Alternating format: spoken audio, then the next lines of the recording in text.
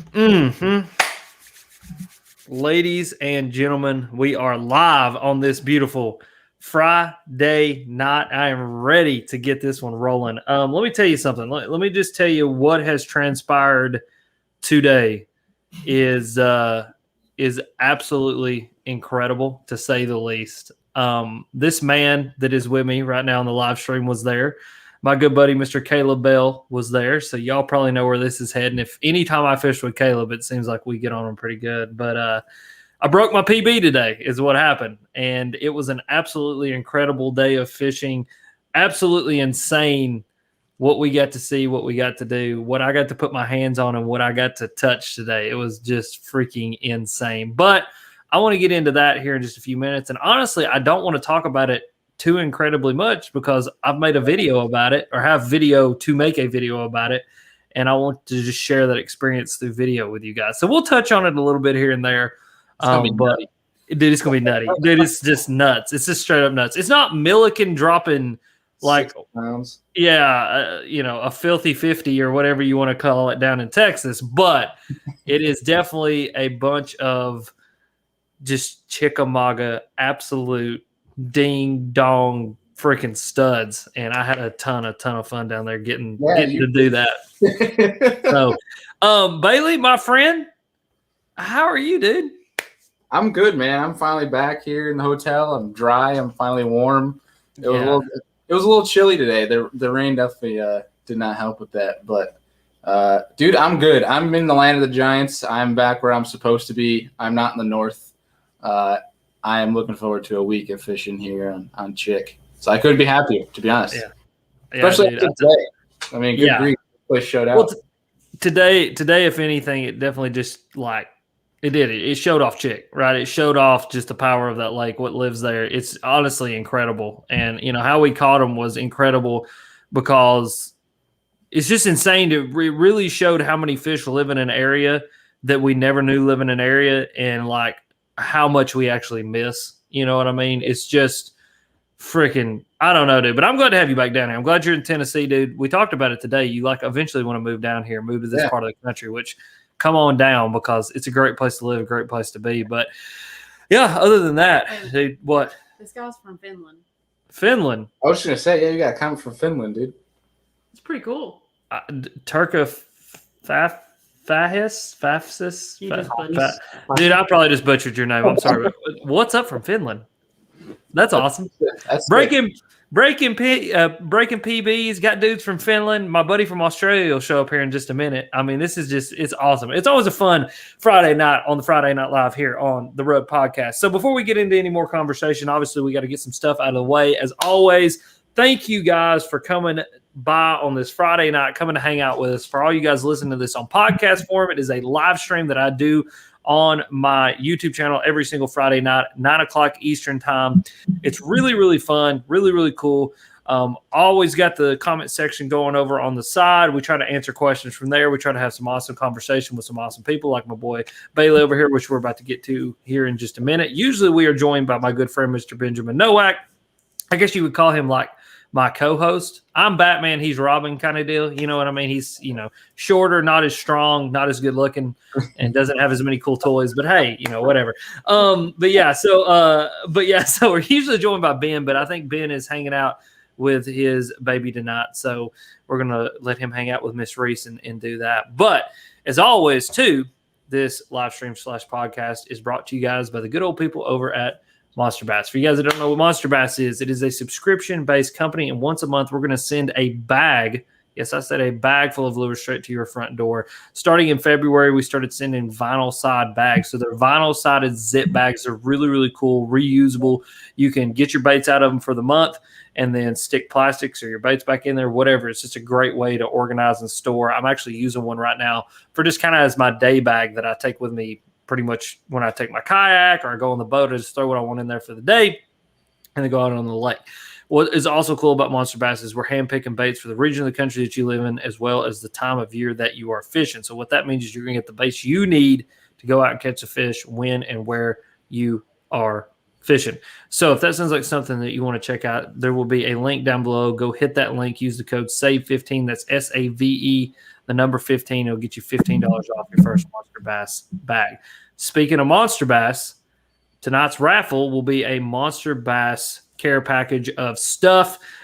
Miss Bethany, what would you like to give away tonight, Monster Bass? How about a bag? Let's give away a 1 month bag. And then how about an Alex Rudd Fishing sticker set and an Alex Rudd Fishing t-shirt?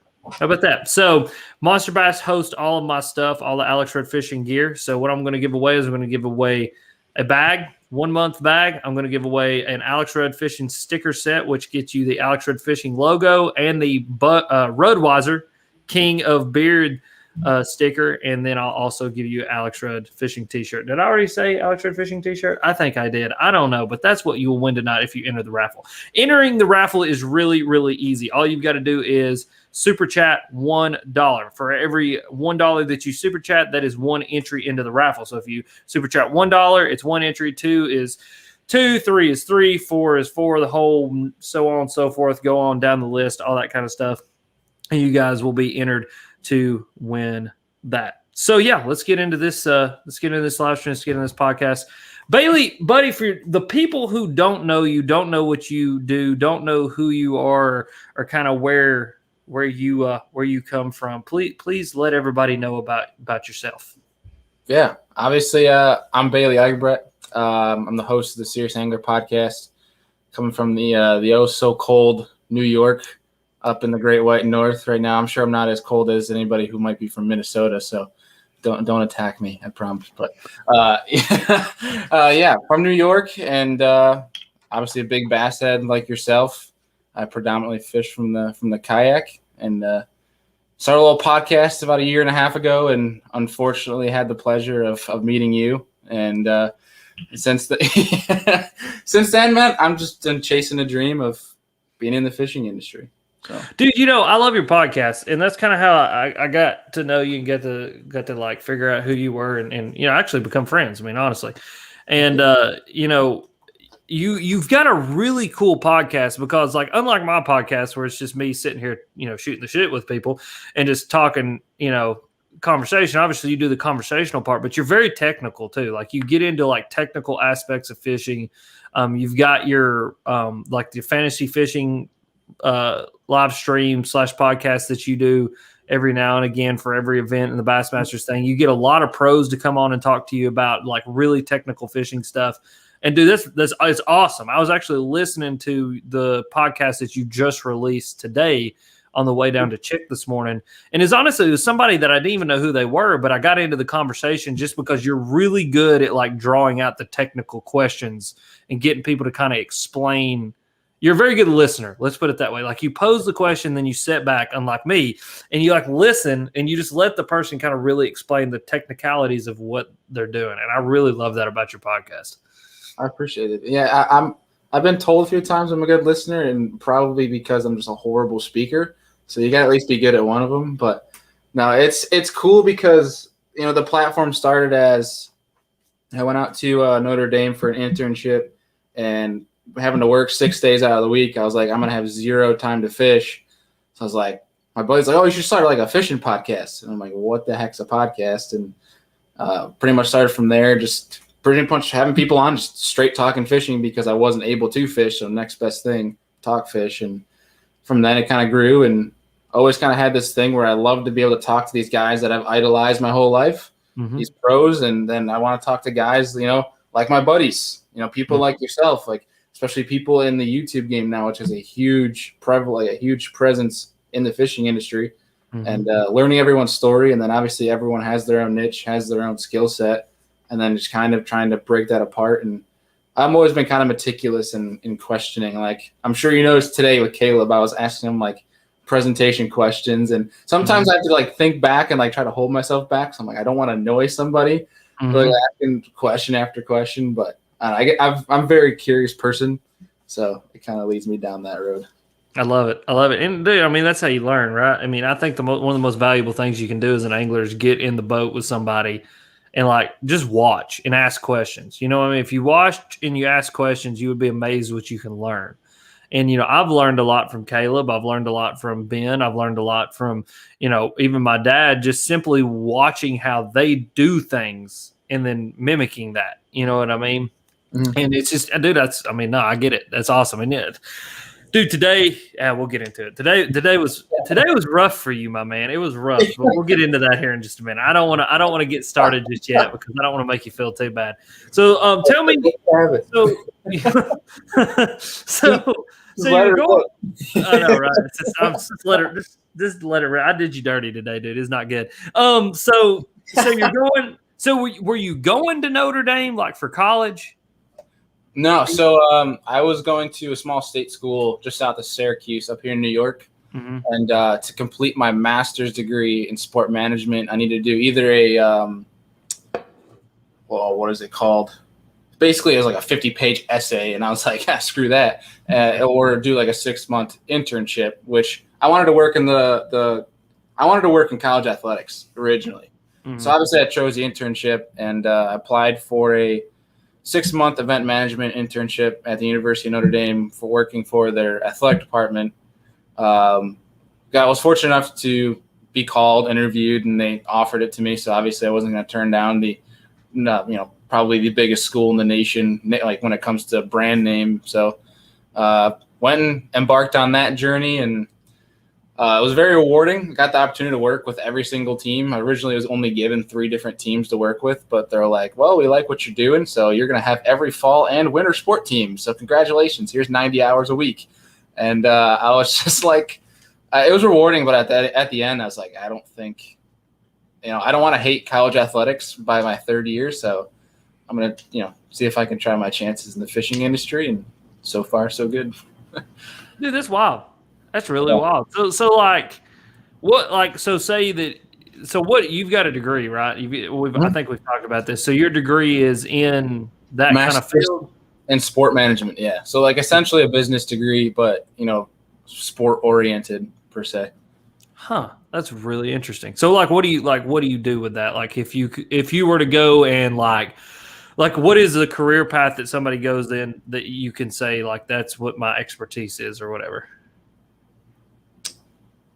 I mean, oh man, sport management, you could do like anything from being an agent for athletes to, if you get a master's that qualifies you to be a coach on the collegiate level, to literally you could do what I did as an event manager at any college. I mean, it's like you take any like minor league, collegiate, high school, local club, professional level, anything that's legit like with sports qualifies. So like even fishing industry qualifies as sport. So it's under kind of that umbrella that sport management kind of helps adhere to. And it's just kind of how you coordinate your minors and concentrations to help you appeal to a certain niche, if that makes any sense. That's really interesting. That's what I was just kind of sitting there thinking. Wonder if you could help, guys who are aspiring professional bass fishermen just manage their stuff. You know what I mean? Because one of the biggest things for me, literally the hardest thing for me is like just managing everything else that goes on while it's like doing normal life. You know what I mean? And thank God I got Bethany, who's literally sitting like right here, right next to me. High five. And she's like just helping to moderate the comments and do the things that we need to do. And like she helps the money side of things. And so like, dude, that would be very interesting to see if you could almost push like out. Obviously you're doing the media thing right now. I want to get into that, talk about that. But like, wonder if you could almost combine those two things into like the one thing and like almost create a whole new branch of the fishing industry, which is like the management of fishing pros. You know what I mean? Right. Yeah. Basically what I'm doing now is kind of like that. So after that 6 months, I worked for a fishing company called Douglas Outdoors for a couple months from like January till March. And basically everyone got laid off, unfortunately, because of COVID.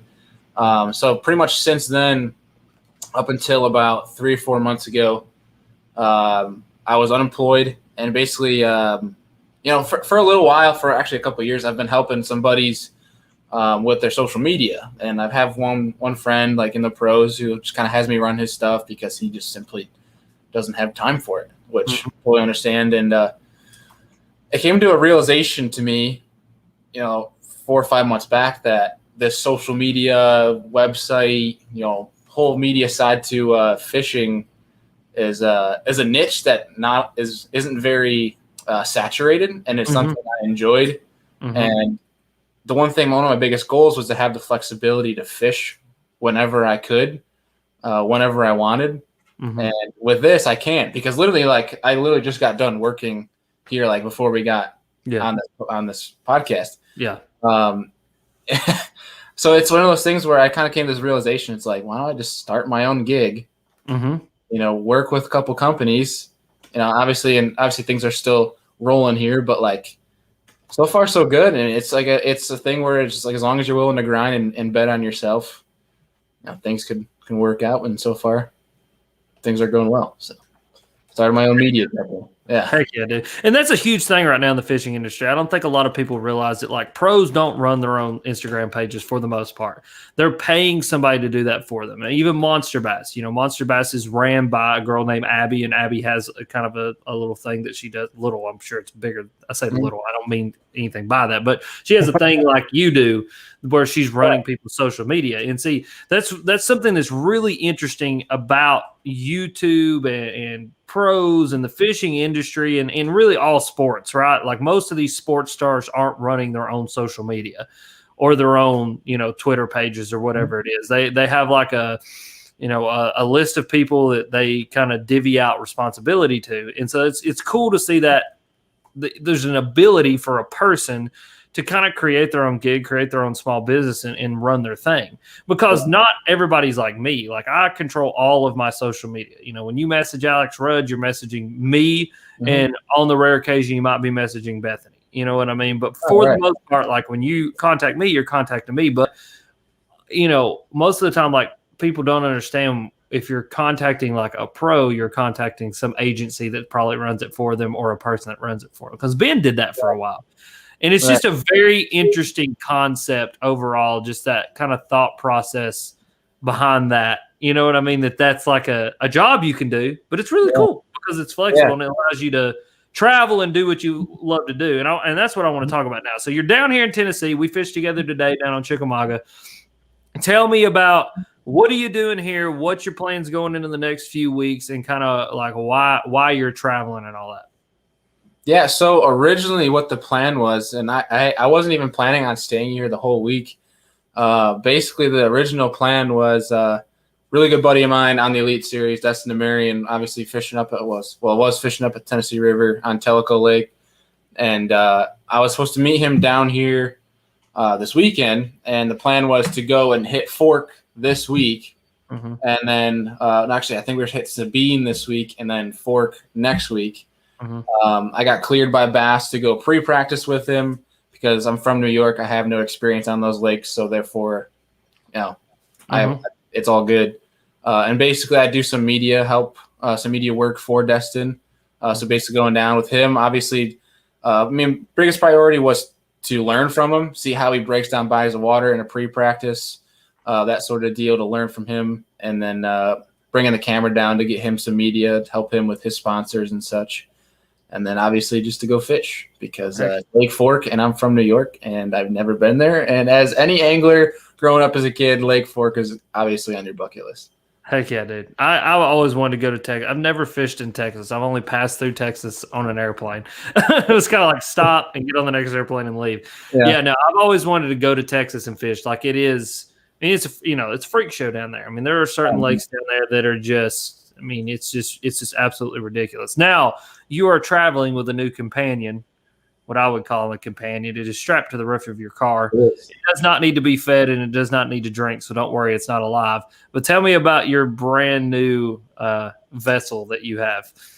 Yeah, so last week I went in and I'm fortunate enough to work with a local marina up in New York. It's called Morgan Marine up on Cuca Lake, and they're a Hobie dealer. And went in to pick up my new 2021 Hobie PA12 360, and that thing is a sweet rig.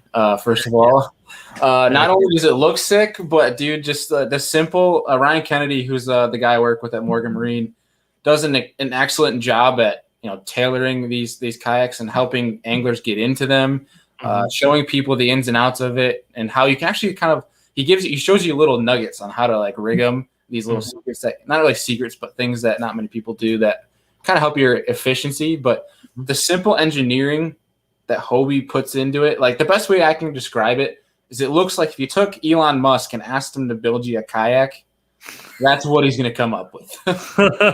it's efficient. Like if you said Elon Musk build me a pedal drive kayak, Hobie PA 12 or 14. Yeah.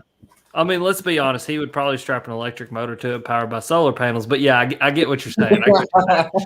So, dude, I love those Hobie. The new Hobie, the 360 drive is incredible technology, right? Because my biggest complaint about a Hobie for the longest time, two complaints. Price point is ridiculous. It's still ridiculous. Yeah. But number two is the inability to have quote unquote instant reverse, right? I mean, you still don't technically quote unquote have instant reverse, but man, it's just a turn of a handle and you're backing up. You know what I mean?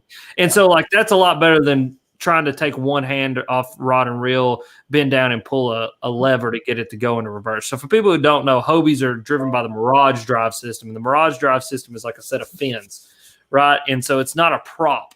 And so what kind of the benefit of that is number one, you can put those fins up against the bottom of the kayak and you can do river stuff and do all kinds of go different places that you can't go with your pedal or your prop driven kayaks. But then number two, in the old system, the old Mirage drive system, it was actually a lever that you pulled, which would put it into reverse. But now it's just you turn the handle and the 360 drive can go 360 degrees. So that means you can go literally just take the whole kayak and move it to the left or move it to the right. Like you're not turning, you literally, the whole thing just moves. You know what I mean? And it's absolutely incredible. Really, really cool technology. So does the 12-foot have the vertical or the horizontal rod storage? It does. Yeah, it's just so with the 14, I think it's like it fits 8 or 10. I'm trying to remember. I think it might be 10 for the horizontal rod storage, and basically it just takes out 2 different compartments. So it just knocks it down a level with the 12 because it is a shorter kayak.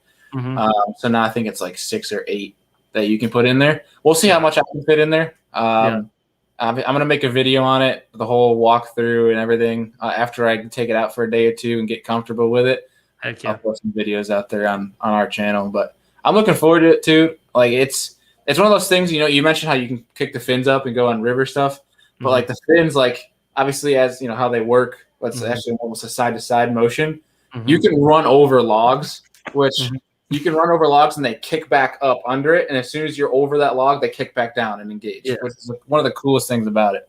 Yeah, it's incredible. The new 360 drive really, it's made me want a Hobie kayak to do kayak tournaments in, right? Like I love my Predator, I love my Old Town, but that Hobie, as far as pedal driven kayaks, really is the pinnacle of kayaks. I mean, it's the best of the best of the best, right? Yeah. Someone asked over in the comments, what's better, that or the autopilot? And I'll be honest, man, it's honestly 2 totally different kayaks. It's completely different. Like I love my autopilot. I actually just got done making a video in it yesterday. It'll be coming out soon. You guys be looking up probably like Monday-ish. I don't know when it'll come out. But anyway, I love that kayak. It is my favorite kayak that I've ever owned. It's the coolest kayak that I own.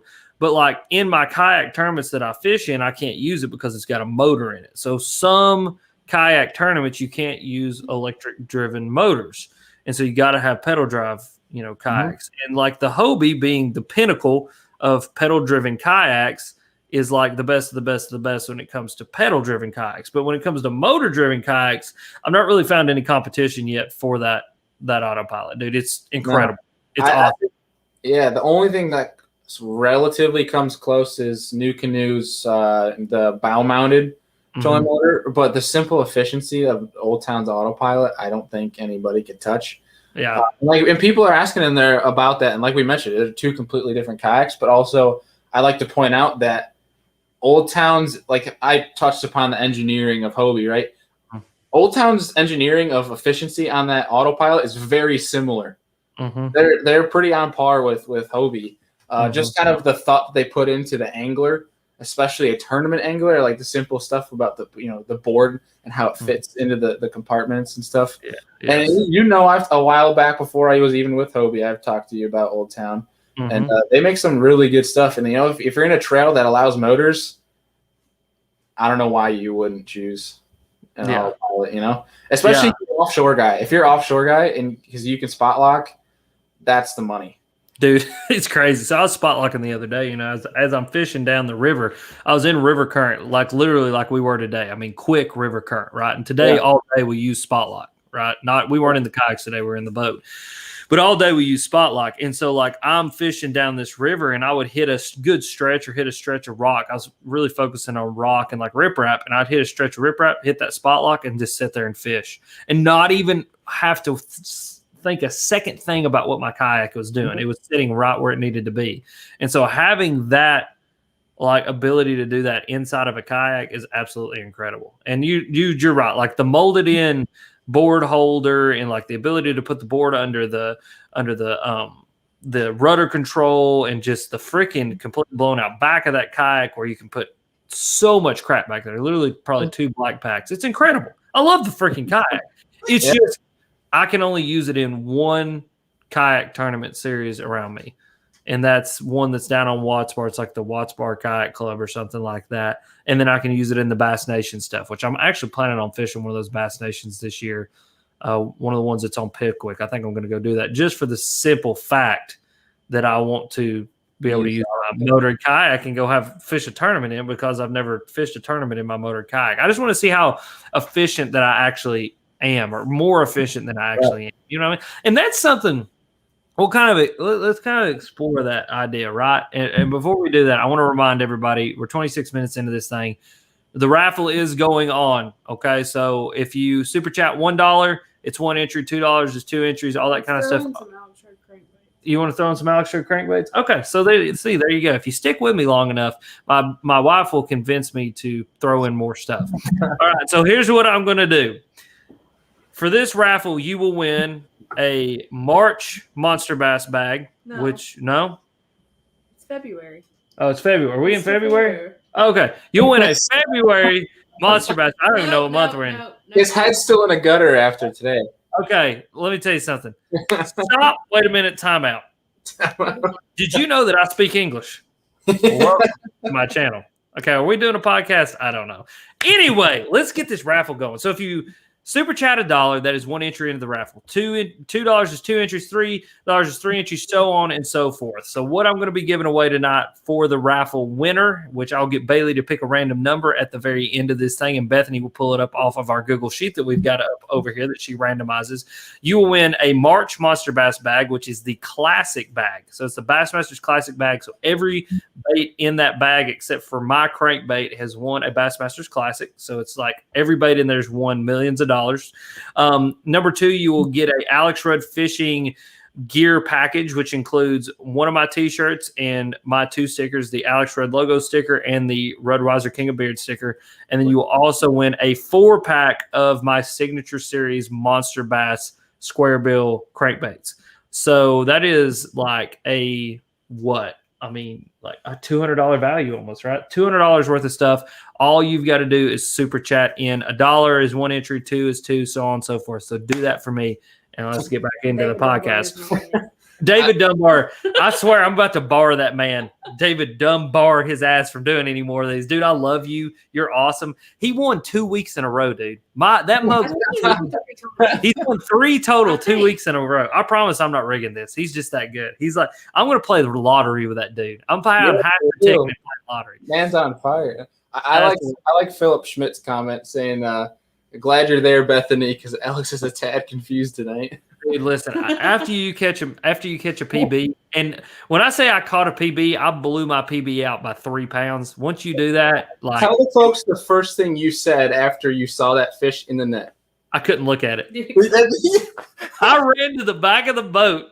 I said, I can't look at it. I just can't even look at it. I couldn't, because I knew if I looked at it, I might hyperventilate. And then we wouldn't be here. Okay. It was the greatest reaction I've ever seen. Oh, it's so awesome. But anyway, yes, let's talk about efficiency of electric motors. Do you really think that electric motors make anglers that much more efficient on the water in a kayak to the point that they need to be barred from most of the tournaments that are out there right now? I think if there's current situations, it's 100% makes you better, more efficient. 100%. I mean, I was talking with Craig Dye on our show today, and that's one of the things we brought up because that was one of the questions I asked him. Mm-hmm. And one of the things that's really stuck out to me was that depending on where some tournaments are held, especially if current is prevalent in that body of water, is safety. Mm-hmm. So say like you're fishing a certain stretch that has some laydowns on it, and say you catch a fish out of that laydown, you got to measure it, you got to do all that jazz, right? While you're not really focused on what's going on around you because you're focused what's in your lap and all that. If you can put that thing in spot lock, you don't have to worry about yourself floating into some other tree, into the shoreline, into something that you might not want to get involved with. You might want to avoid. So like, especially if you have something with a motor that has GPS, like Motor Guide or like a spot lock with the autopilot, that's huge because that can keep you in that spot. You don't have to worry about what's going on around you. Mm-hmm. I just think a motor in general makes you so much more efficient in current situations because your hands free. Mm-hmm. Mm-hmm. And it's just, I think that's the biggest component of it. I mean, you don't have to worry about, pedaling, paddling, and you can stay in certain areas and fish it more efficiently. And obviously, more time means more casts. Yeah. Yeah. I agree to an extent. I mean, I do have to say, after being in my autopilot for a while, that there are situations where it's almost to my disadvantage that I'm in that kayak. Like situations where I'm like skipping docks, like when I hook a fish in that kayak, I'm not worried about trying to get my remote from around my neck to try to turn that kayak so that I can start backing that kayak up. I wish I could just instantly start reversing that kayak, whether it be by the turn of a handle or the instant reverse and a pedal drive, so I can work that. And my headphones just died, so whatever. So that I can work that fish from under that cover, right, or under a lay down or whatever it happens to be. And so, like, it kind of, I don't know, in certain situations like that, I feel like it's just almost like to a disadvantage, right? But all at the same time, you're right. Like current fishing the other day, dude, or yesterday, dude, I'm just spot locking on spots. I literally hit what I needed, spot lock on the spot, good to go, bing, bang, boom, putting fish into the boat. And then once I got the fish in the boat, I did not have to worry about the kayak at all, right? Yeah. But I just wonder, like in an overall tournament fishing situation, like I think at all of these national level events, right, whether they be KBF, Hobie, whatever it is, allow them. You know what I mean? If these are truly professional tier events, allow them to be in there. You know what I mean? Yeah. No, I think from an overall standpoint, I don't think there's a crazy advantage. I think there's certain exceptions, like we kind of mentioned with current. But like, you take lakes up by me, Finger Lakes, glacial lakes that don't have natural current if they're not wind based. Yeah. There's no advantage to it. Yeah. I mean, you're gonna get from point A to point B maybe a tiny smidge faster, and you're just doing yours hand free while I'm just using my legs or paddle. Yeah, I mean, my buddy Eric keeps up with me in his Hobie PA-14. Is there somebody coming in on you? You dying right now? You kind I heard like tapping, but I think it's the next door. The conjoining room. 1,000% ghost. Hush. Damn, Bobby. But yeah, no. So like, yeah, Eric keeps up with me as PA-14 when I'm in my Mine Coda. Even when it's at like 10, he's right there. I mean, he's not literally keeping up with me, but he's like right on my tail. You know what I mean? Right. So I don't know. It's an interesting concept. I just love that kayak, and I want to fish in that kayak as much as I can. Like, that's just the simple fact about it. I just want electric motors because I want to just fish in that kayak because I love it so much. I mean, I literally love being in that kayak. It is so much fun. That's good, dude. But so, what are your kayak fishing plans? So you're fishing a boat tournament in Texas, right? Or is this a kayak tournament? The one in June? Yeah. No, the one you've got coming up. Why are you going down and you're practicing for a tournament in June? So there's the Elite Series. Sabine River got postponed, so we're not going to Sabine. That's why I decided to get a cheap place here in Chick for the week. So I'm just going to fun fish Chick. Yeah. And then Destin's going to make his way home, and then he's going to come back next weekend. We're going to hit Fork for the week for pre-practice because Fork is, I think, the end of June, maybe May. I can't remember what it's. I think it's sometime later this I want to say May or June. Either way, basically it's pre-practice. So there's they have a cutoff, a certain date that they're not allowed to be at. They're not allowed to be at that lake from that date until practice, official practice. So it's called pre-practice. And basically it's kind of them going, getting the lay of the land, getting a feel for what the fish are doing, so that, the next time they show up, that there's a couple more steps they've already got taken care of, and they can kind of waste less time during their official practice. Gotcha. Yeah. Okay. Just in case, especially because they had that whole winter storm, who knows what could have shaken up with that lake. I think, as horrible as it is to say, I feel bad for the state of Texas for what happened, but I think in terms of fishing, that polar vortex really helped them. Yeah. Look at what's going down in Texas right now. Giants are being caught. I think they haven't seen a cold like that, and it's kind of helped them figure out, being like, hey, it's getting cold, and as like a fish, you're, as nature calls, when it's getting cold, you need to eat, because, you got to get full. It's no different than like a hibernation deal. But basically went on there for pre-practice. But I'm going back down there in June for the Kayak Bass Nation National Championship on probably the coolest lake name ever, Possum Kingdom. Possum Kingdom. Yeah. Where you going, everybody? I'm going to Possum Kingdom. Yeah. Men, sheep, or goats. I told my dad that I was going to Texas in June for that, and he goes, "Oh, what lake's going to be on?" I'm like, "Possum Kingdom," and he's like, that sounds like something out of like a Tomb Raider movie. Yeah, Possum Kingdom. Yeah. You remember? Hold on. So, did you ever watch the Goofy movie when you were a kid? Goofy movie. Goofy movie. You remember when they went to like the Possum theme park? Possum theme park. Remember, and it was like the possum animatronics, and they got the possum hats and all that crap. Oh, yes. Yes. But when you say Possum Kingdom, every time you say Possum Kingdom, all I can think about is the Goofy movie when they go to the Possum theme park.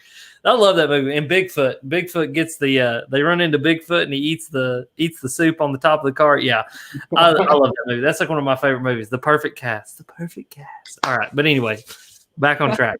Here I am. Here we are. Yeah, so Possum Kingdom, that'll be awesome. Texas should be awesome. I was wanting to go down to Texas for the Classic, but I think I'll be up at Ben's during that time.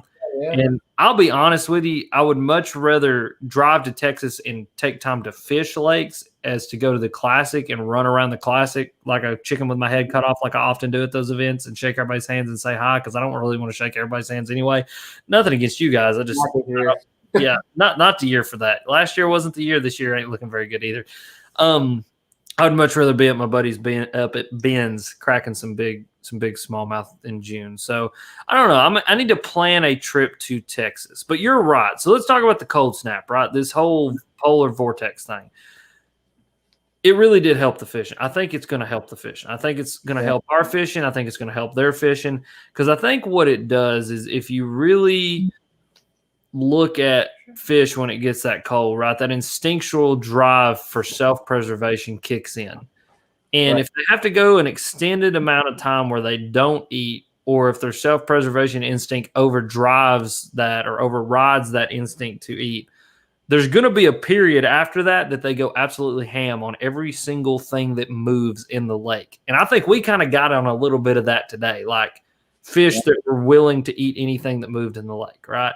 And so you're going to have this period of time after this big freeze where a lot of these fish are just crushing everything. And you're going to have like what Milliken did, right? I mean, guys, I'm not playing. You got to watch this stupid video. It's freaking ridiculous. The video is not stupid in the fact that it's like, I think this is stupid. It's stupid in the fact what they did. You got to go watch this video. Yeah. And it's just insanity. They worked for it. They deserved every inch of that. I mean, good grief. It was ridiculous. I mean, they dropped like 50 pounds, ended up catching 16 and some change. Some 12s, and I believe they broke lake records as well. Yeah, that's just crazy. Species, yeah. Yeah, and I think a lot of that had to do with the simple fact of how cold it was. It put those fish in a situation that they may have never been in their whole entire lives. It positioned them in a way that they had never been positioned before.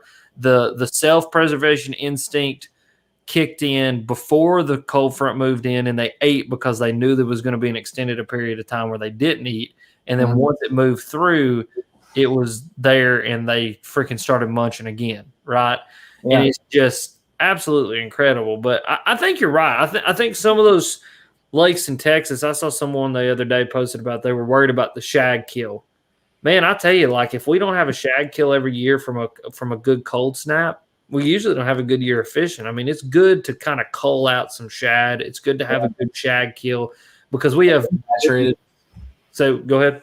Yeah, otherwise it's just oversaturated. Yeah, exactly. And I think when you have more condensed balls of shad, you have more situations where a fish is forced to eat within a time frame. I think that's when you get a better overall size of fish, better overall quality, quantity, because it makes them position. It makes them do the things they have to do for you to be able to catch them. And so I think it's like anything else. It's like current and whatever else. It's all just factors that play in, but it's interesting. It's no different than, and speaking from a northern standpoint, and I'm curious your take on this too, being from Tennessee and how the TVA reacts to this. But for us, that first really cold day kind of shocks them, so the fishing's kind of rough. But if you give them a day or two after that and it's still that same temperatures, it puts them in a zone where it's like, hey, things are getting cold. You need to start eating now. Mm-hmm. And if you get that day combined with some wind, you are going to beat their face in that day because they're just, like you said, they're going to eat anything and everything that swims. Yeah. So for us, like when you see that happen, you see that coming up in the forecast, you text your buddies and you're like, you're going to smash them this weekend. Like, every fall, there's always that one weekend where it's unreal. Well, I think what it is, and I kind of just touched on this just a second ago, is a fish obviously doesn't have a thought process, right? And I talked about this in a live stream that I did yesterday evening with a guy. We put way too much stock in the thought that a fish thinks. They don't. They react completely on instinct. Mm-hmm. But those instincts, we can describe them using rational thought that we have to kind of explain what the instinct drive is doing. And so I read an article one time about fish behavior, and not particularly bass behavior, but it's fish behavior overall. And it was talking about a fish is very in tune with its environment. And so when a front moves through, they can feel that pressure change. And we talked about that today. And so when that pressure starts changing, all it does is it hits an instinct in that bass's brain, and that instinct hits a drive for self-preservation. And self-preservation can take many forms. It could be running away from a predator. It can be eating food to prepare for a period of famine or a period of drought, and not drought as far as like water, but drought as far as like I'm not going to be able to eat as much as I normally would. And it's self-preservation of reacting to something, like trying to protect itself from something, right? And so I think when a front starts to move through and there's a pressure change, that those fish on that front actually moving through, that kind of prefrontal into the front actually moving through, are on that just I'm going to eat every freaking thing that I can so that I can be ready for if post front I have like 3 or 4 days where it's freezing cold outside and I have to be just kind of chilling in the sunlight until I get warmed up. You know what I mean? Yeah. And then it switches back after it kind of acclimates to those temperatures back into the feeding mode. And I don't know, it's interesting. It's a thought process that I kind of went through and then studied up on and read a bunch of articles about it and kind of concluded that was what those bass did. You know what I mean? And yeah. I don't know. I'm a science geek when it comes to bass, dude. Like when I had my biologist buddy on a few weeks ago or months ago now, I was just like, I was sitting there like a deer in the headlights, just listening, just like to everything he said. You know what I mean? Yeah. So tell me about obviously where you live, Finger Lakes, northern New York, incredible fisheries up there. Mm-hmm. Tell me about your lakes, how they set up. Tell me what's special about where you live. So what's special about where I live is that within an hour circumference of my house, I have 12 different fisheries where I can catch them. I could catch over 20 pounds of green and brown. So that's what's pretty sweet about them. And they're all kind of unique in their own ways. And we have some popular ones like Oneida, Cayuga. Many people will know from the big tournament trails. I also have Lake Ontario 30 minutes away from me. I have Lake Erie an hour west of me. which is the best part of Erie in Buffalo. My co-host of my show is a guide out there now. He literally put up 29 pounds in a tournament, almost dropped a dirty 30 in a tournament on Lake Erie of all smallmouth. That's ridiculous. But they're special in the way that,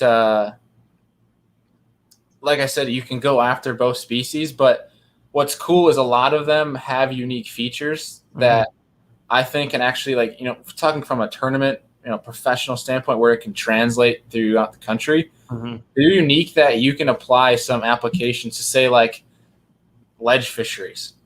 There are certain places in New York where you can get it's almost essentially a ledge, but on a minute scale that they actually set up on, and it's very similar.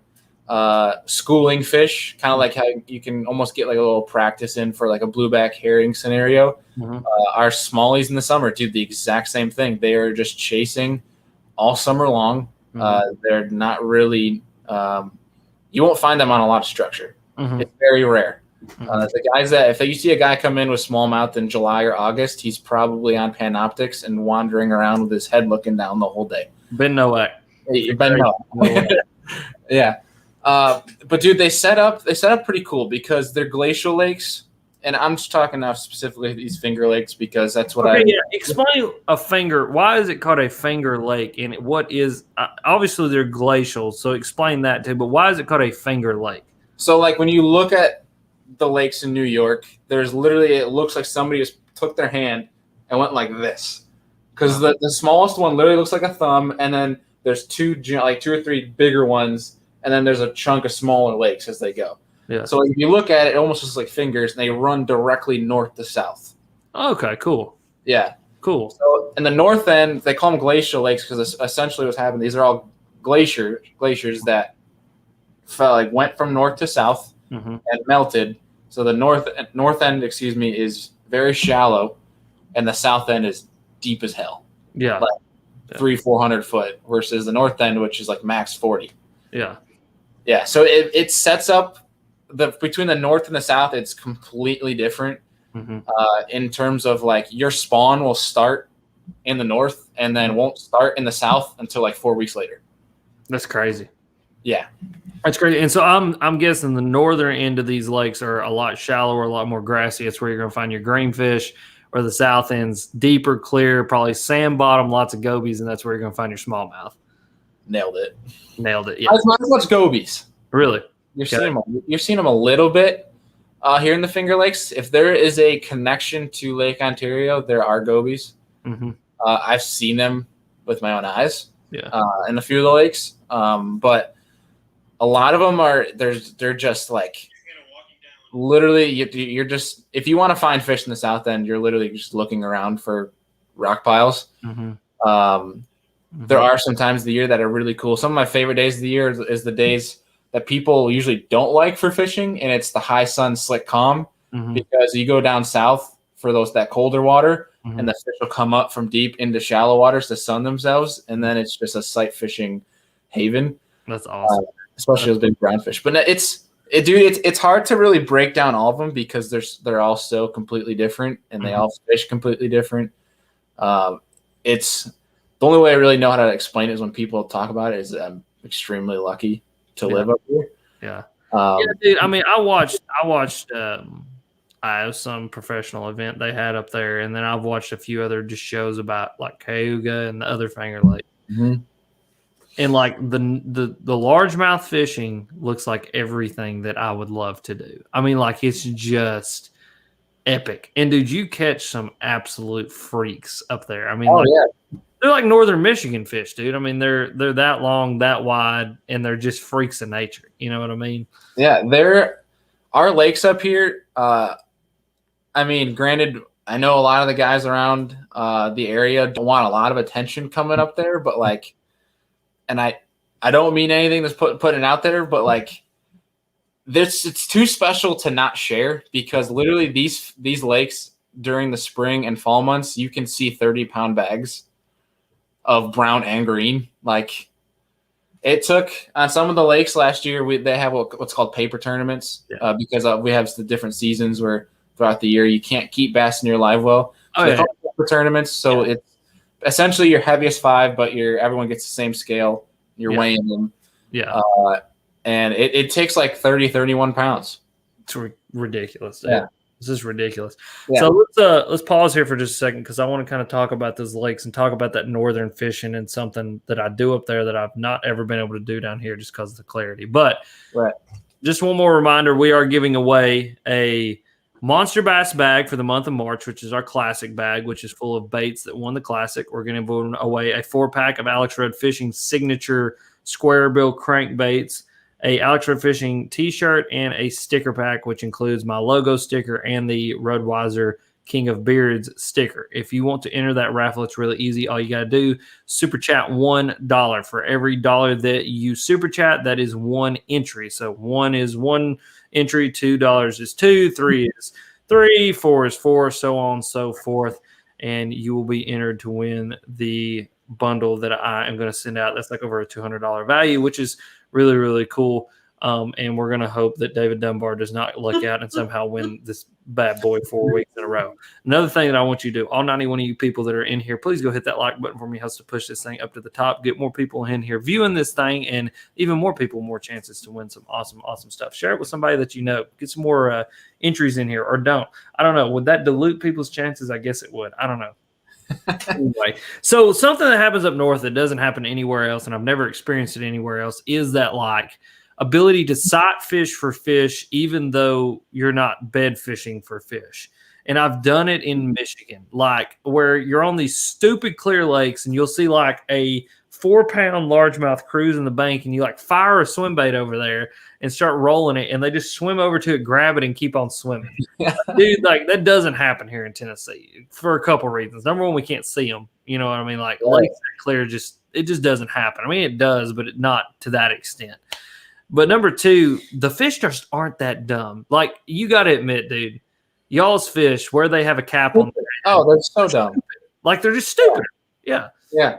And I'll admit, like, there's a certain time of year, like the late August, early September, is really difficult. Like on a lake like Cayuga, where it's very easy to if you have a hook in that lake, you're going to catch a fish. Mm-hmm. But that lake, like, I mean, it gets tough to the point where I got top 10 at a Fed tournament as a co-angler with 1 fish. Wow. Yeah, like to the point. Yeah, and I think on the boater side, this one guy got top 5 with like 3 fish or 4 fish.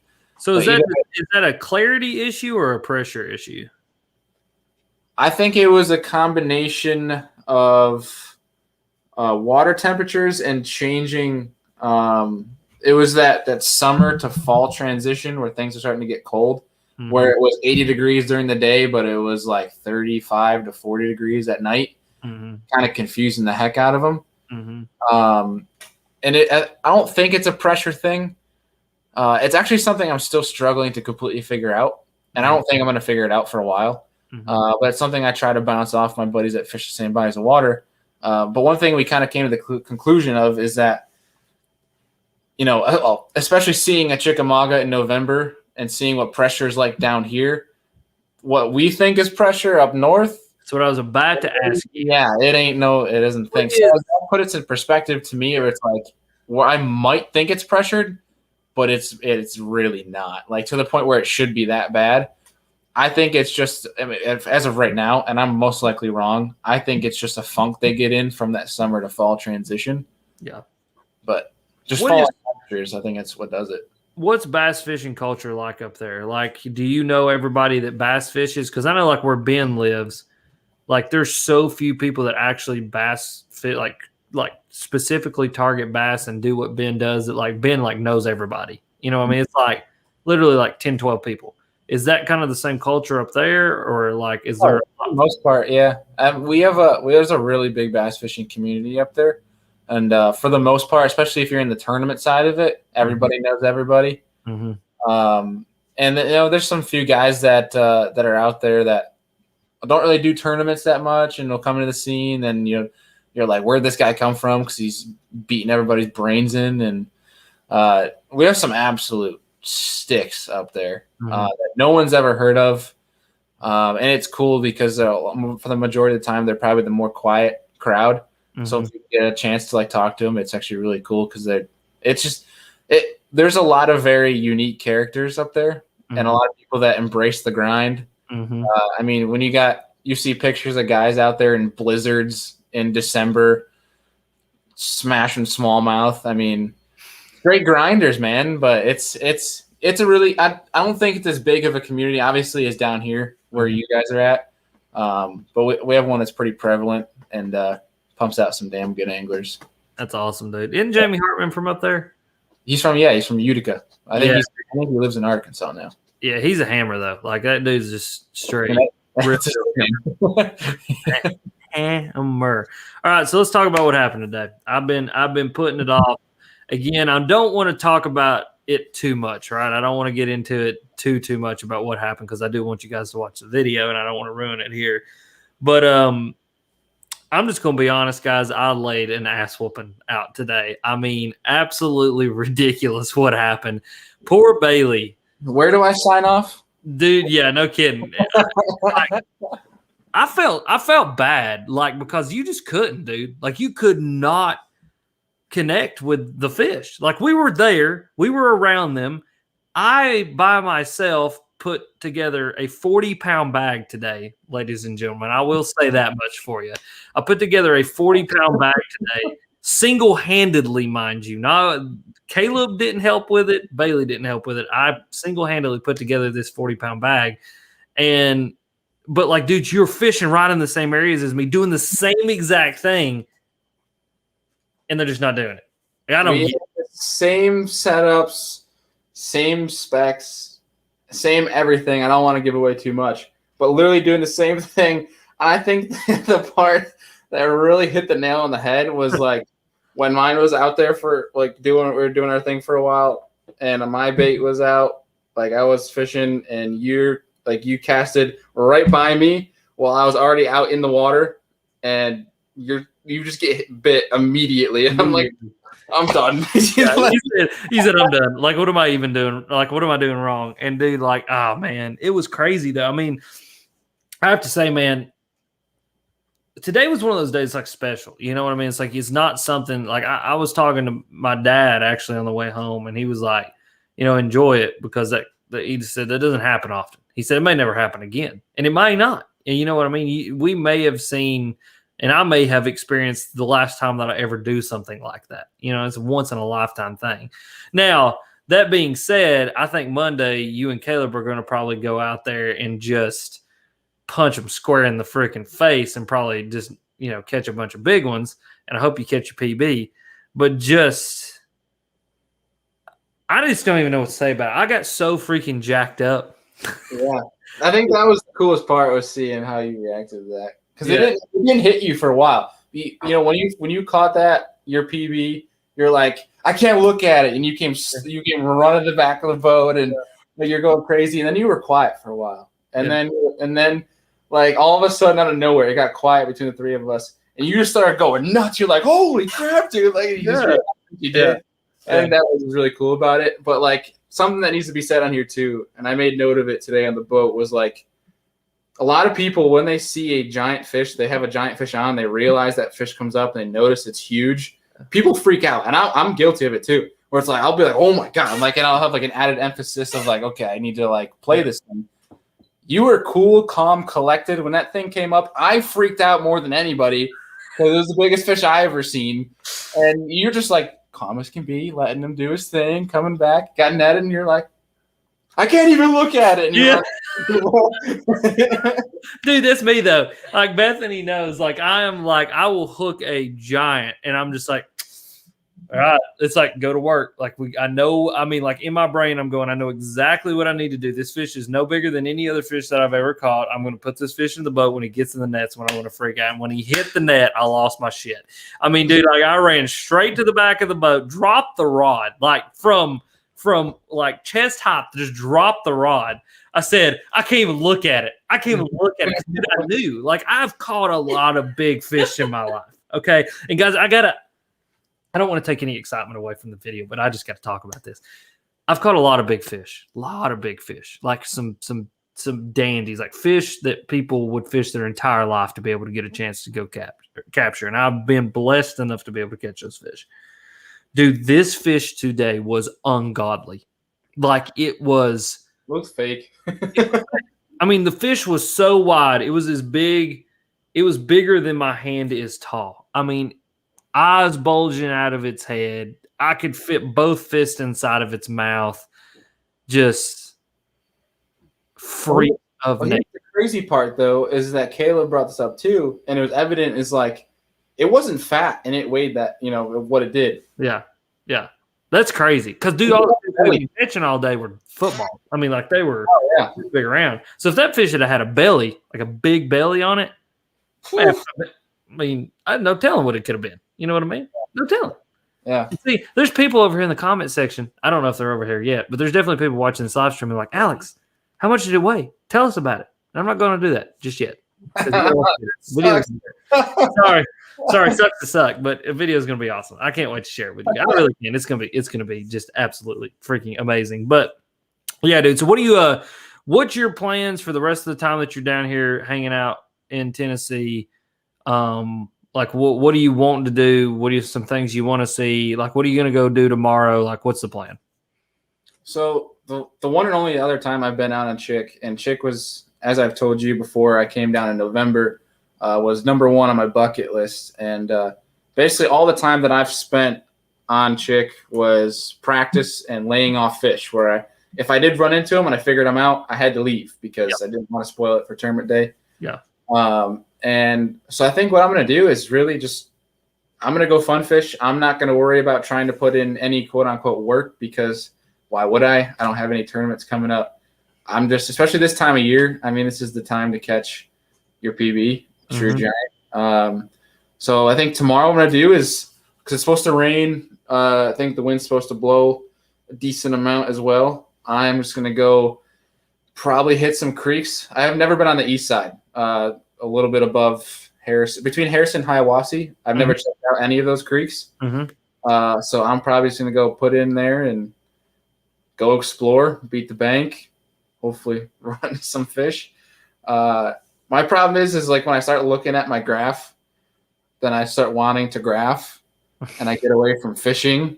Yeah. So I'm probably just going to end up had that problem ever in my life. I might just not even bring it out with me. I mean, I'm definitely going to bring it, let's be real, but I'm going to do my best to just go fish, go fun fish and explore, go as deep, go as far back as I can, figure out if they're there, if they're not, and just go figure some stuff out. I don't know. It's just going to be fun fishing. And Monday, going back out with Caleb. And I think after today, after how bad those fish disrespected me, I'm mad at them, and I think I need to go put an old beating on them. Yeah, it's crack one right in the face. Do it for me too while you're out there. Yeah. Remember me. I feel bad for the first one that bites. Oh yeah, dude. Nice. I think that's what happened this morning. Like the first 3 ones, I was just so amped and like up there that I had to like just tone it down just a notch, because everybody knows on here that I'm the axe murderer. You know what I mean? So like I axe murdered the first few and lost them, and you can't really be axe murdering them when you're doing what we were doing. But yeah, no, dude, you're gonna love the creek fishing stuff. There's a lot of like those creeks are massive, you know. And when we say creek, we're not talking about like creek. We're talking about like massive creeks that span miles, 10s, 20, 30 miles back into these creeks on Chickamauga. And dude, there's giants that live in the back of them, and they're just so cool to explore. I mean, dude, if I were you, I would even find some like a little bridge you could hot drop off of and like go and do a float, even if you wanted to. You know what I mean? There's just so much cool stuff. I'll drop you some pins on some stuff that I know is like public that you could probably go drop in on and just like have some fun and like do something a little bit different. You know what I mean? I definitely need to do something like that, because like I told you, I've never done that before. Yeah. I'm definitely gonna do that. And then I got some stuff that I found that was really good in practice back in November that Caleb told me. He goes, "Oh, dude, they're gonna be loaded on that." Yeah. So I'm gonna go there and hopefully beat the brakes off their face. Yeah. And what's dude? And I'm gonna butcher this name, but Caleb told me to try it out because he said I'll have a lot of fun. Owasi? Owasi? What is it? The one that's below? It's like 30 minutes south of me. I'm in Cleveland right now. Oh, Oconee. Cleveland. What is it? Oconee. Coney? Oconee. Oconee? Yeah, Oconee River. I really butchered that name. Yeah, yeah, that was. I wasn't even in the same syllables. Like, I wasn't even anywhere in the same. OCOEE, I think, or something like that. What was it? OCOEE, I think. Yeah, Oconee. Yeah. Okay. Wow, that was horrible. Yeah. Horrible So pronunciation. yeah, the Oconee River. There's several different parts of it. Yeah, we'll talk about that here in a while. I don't want to get into that on live. No offense to anybody here, but there's just some things I can't tell everybody about. We'll talk about it. Yeah. Did you go have a ton of fun? Yeah, we'll talk about that. So someone said that you need to ask me your 3 questions that you ask everybody. Listen, I've listened to a lot of your podcasts, and I'm not really sure what they're talking about. So I have like a last question, and I've given it to you when you've been on my show before. It's the question I ask at the end. If you could invite 3 people to dinner, who would you invite and why? Like that sort of shit. Oh, yeah, I remember that now. Okay. Yeah, I think you mentioned like Joe Rogan was your first one. Yes. I think because I remember that one vividly because we talked about Joe Rogan for like 15 minutes after that. Yes. Rogan, yes. I can't remember your other 2. I can't either. Like a year ago. Yeah, we'll have to go back and listen. I'll have to go back and listen to that and see what I said because I don't know now. I mean, definitely Joe Rogan. I want to talk to Joe Rogan. Joe Rogan's like me and Joe Rogan are the ultimate conversationalists. And if 2 conversationalists like us got together, there's no telling what would come out. You know what I mean? Like, I love people who can talk good. I'm a good talker, if you know what I mean. See, I would love to listen to you and Joe talk, and then you have Ben in the middle that like you guys brush on something and keep going. He'd be like, "Stop! I want to talk about this." Yes. Ben, that's my favorite part about having Ben. Yes. Though. It's because he's like, wait. I listened to this one small detail. Now let's talk about this one small detail for like 25 minutes. I'm like, okay, let's do that. You know what I mean? That's how these live streams end up going like 2-3 hours at a time. Sometimes, like we get ripping and rolling on these bad boys. But no, I'm glad. I think you're gonna have a ton of fun. I think there's enough to do around here, even though it is the end of February going into the first week of March. There's enough to do around here that you can have a just crap load of fun. You know what I mean? And like put some big fish in the boat. And I think even, like going out tomorrow in the kayak, we'll kind of talk about it once we get off here, but there's some stuff you can go get on to just have just stupid amount of fun. So John Mango said PB Alex. Yes, I caught my PB today. So let's do this. Let's just do this. I'm not even going to show you a picture of the fish. I'm not going to even do that. I'm going to show you something else. I'm going to show you another picture that we captured. This is great. This is a meme. Could be a meme. That will, there you go. So I'll let y'all's imagination just run wild with that one. That is blood on my thumbs. I have not got bass thumb. I have got bass freaking palm. Like, it is awesome. Awesome. I remember we were fishing, and I look back at you, and I'm like, Alex, you getting hungry back there? And he was like, what do you mean? And I was like, look at your fingers, dude. They're bleeding. Bleeding, dude. Like, well, first thing this morning, I catch a striper, right? Like, first thing this morning, right off the back, I hooked this striper. We put it in the boat. Well, it like literally punches a hole into my knuckle. Like, it didn't even cut me. Like, it holes straight in, and like it's profusely bleeding. Like, it's everywhere.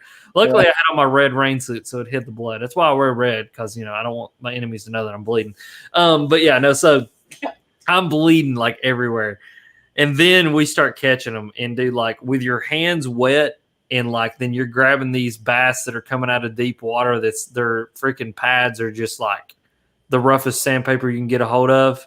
They just rip the skin right off your thumbs, and it is just. You keep saying that you keep using the term "we." Now I struck for blood, but after that I didn't catch anything over 3 pounds, so you can't say "we." Yeah. It was the Alex Rudd show today, folks. Dude, it was just incredible. Like, I can't even. Like, if I get this talking about it, I'm just going to spill all the beans, right? Like, it's just, it was silly, dude. It was silly. I mean, like, it was, dude, I don't even know how to describe it. Like, what are the words that you use to describe today? Silly, epic, ridiculous. Totally just. I don't even know if I could put words on it, but it was to the point where like Alex was freaking out, and then Caleb and I were like, our legs were shaking, Alex was shaking, and like we were just that jacked up after seeing like you put a show on. Like, dude, I mean, at one point, I'm It was shaking so bad that I can't even like. I couldn't function. Like I was like all over, like buck fever. Like I've not had the shakes like that. I can't remember the last time I had the shakes like that. Like I was like all over. You know what I mean? yeah. Maybe it was my blood. Someone said it was that red scented lime was the difference maker. That's what it was. It was my blood. I was dripping my blood all over that. They was just screw accent. Yeah, screw that. sharks. You know what I mean? Just freaking sharks. Like, guys, it was to the point like how I knew I needed to just put that rod down for the rest of the day, because like I would purposely like test things out with my bait versus Alex's, and his would just get hit every single time when it was the exact same thing. Exact same thing. Yeah. Exactly. Like at one point we're 6 inches apart and doink. Like when mine was there already. Like it was one of those things where mine was already there first, and you cast it over there, and then right away. Like automatic. I'm like, I was right there. Yeah, it's ridiculous. It's ridiculous. But no, be on the lookout tomorrow. If you don't follow me on Instagram, you need to go follow me on Instagram. I'll be posting. Jason Ryan knows what's up. Jason Ryan, yeah, it was a Ned rig. Dude, it was. Every single one of them was on a Ned rig. That's what I'm going to tell everybody anyway. They Ned rigging, all right? Ned rigging. No, if you don't follow me on Instagram, go follow me on Instagram. I'll post it on YouTube too on the community tab, but I'm going to post it up and show off tomorrow a little bit. Like I don't know. I can't wait for everybody to see. It's gonna be good stuff. Video will probably be out. I got a video done and lined up for like next week, like Monday, Tuesday-ish. So be on the lookout for that. And then that video will probably be the week after that, just so I can get a video out, once a week, and then obviously do the live streams on Friday. Once we get back into like summer and normal like summer grind, I'll be able to put out 1, 2, 3 videos a week and still do live streams. But right now, just work and all that stuff. So yeah, you know how it is. Real life, friends. Real freaking life. But anyway, so let's talk about this giveaway one more time. The raffle that we got going on. If you want to enter, good chances tonight because there weren't as many entries. Yeah, you got a good chance tonight because there wasn't as many entries, which disappoints me. Yeah, I'm talking to y'all. I'm disappointed. I guess it's Bailey. Bailey scared everybody away. Everybody knew it was going to be a loser guest tonight. So nobody knows. That's a joke. But the